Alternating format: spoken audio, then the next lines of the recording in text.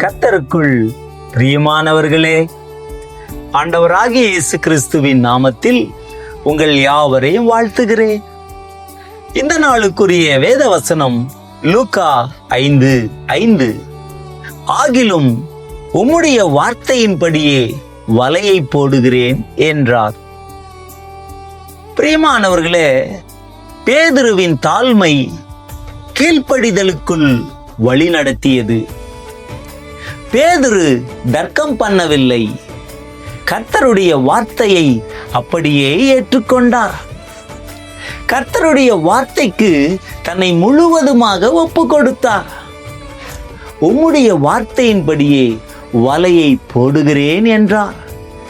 அதே போல நீங்களும் செபிக்கும் போது கர்த்தருடைய வார்த்தையின்படியே செபியுங்கள்.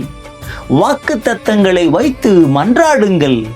வாக்கு தத்தங்கள் எல்லாம் கிறிஸ்துவுக்குள் ஆம் என்றும் ஆமேன் என்றும் இருக்கிறதே என்ற விசுவாசத்தோடு செபியுங்கள். பொய் சொல்ல தேவன் ஒரு மனிதன் அல்ல, மனம் மாற அவர் ஒரு மனுபுத்திரனும் அல்ல. அவர் சொல்லியும் செய்யாதிருப்பாரா? அவர் வசனித்தும் நிறைவேற்றாதிருப்பாரா? கர்த்தருடைய வார்த்தையின் வல்லமையை 100க்கு அதிபதி அறிந்திருந்தார். ஆகவே அவர் ஒரு வார்த்தை மாத்திரம் சொல்லும், அப்பொழுது என் வேலைக்காரன் சொஸ்தமாவான் என்று விசுவாசித்தார். வார்த்தையினால் வானத்தையும் பூமியையும் சிருஷ்டித்தவர் வார்த்தையினால் வேலைக்காரனை சுகமாக்க மாட்டாரோ? வார்த்தையினால் திரளான மீன்களை பிடிக்கும்படி உதவி செய்ய மாட்டாரோ? அன்றைக்கு சீஷர்கள் கர்த்தருக்கு முன்பாக தாழ்மையோடு சொன்னார்கள், நீங்களும் என்னை விட்டு போய்விடுகிறீர்களா என்று கேட்டபோது, யாரிடத்தில் போவோம் ஆண்டவரே? நித்திய ஜீவ வசனங்கள் உம்மிடத்தில் உண்டே என்று சொன்னார்கள்.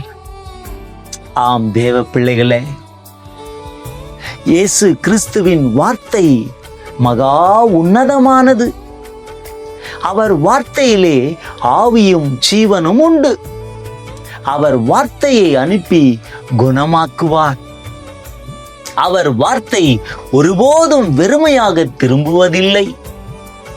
ஆகவே தான் பேதுரு சொன்னார், ஆகிலும் உம்முடைய வார்த்தையின்படியே வலைகளை போடுகிறேன் என்று தன்னை அர்ப்பணித்தார். அதே போல நாமும் ஆண்டவருடைய வார்த்தைக்கு கீழ்ப்படிவோம். செபிப்போமா? அன்பின் பரலோக பிதாவே, பேதுரு உமது வார்த்தையின்படியே வலையை போடுகிறேன் என்று சொன்னது போல, இன்றைக்கு எத்தனையோ மக்கள் குடும்பத்திலே சந்தோஷத்தை இழந்து, சமாதானத்தை இழந்து, எனக்கு ஒரு நல்ல வாழ்க்கை கிடைக்காதா, எனக்கு ஒரு நல்ல எதிர்காலம் அமையாதா என்று ஏங்கிக் கொண்டிருக்கிற இந்த சூழ்நிலையில இந்த வார்த்தையை கேட்கும் போதே நீர் ஒவ்வொருவருக்கும் யார் யாருக்கு என்னென்ன வாக்கு தத்தங்களை வார்த்தைகளை கொடுத்திருக்கிறீரோ அந்த வார்த்தைகள் எல்லாம் கிறிஸ்துவுக்குள் ஆம் என்றும் ஆமேன் என்றும் அவருடைய வாழ்க்கையிலே ஆசீர்வாதங்களை கொண்டு வர முடியாய், நன்மைகளை கொண்டு வர முடியாய் நான் செபிக்கிறேன். ஒவ்வொருவரையும் ஆசீர்வதியும். இந்த வார்த்தையை கேட்கிற மக்கள் எல்லாம் உம்முடைய வார்த்தையின்படியே கீழ்ப்படிந்து கிருபையை ஆசீர்வாதத்தை பெற்றுக்கொள்ள கிருபை செய்ய முடியாது ஜெபிக்கிறோம்.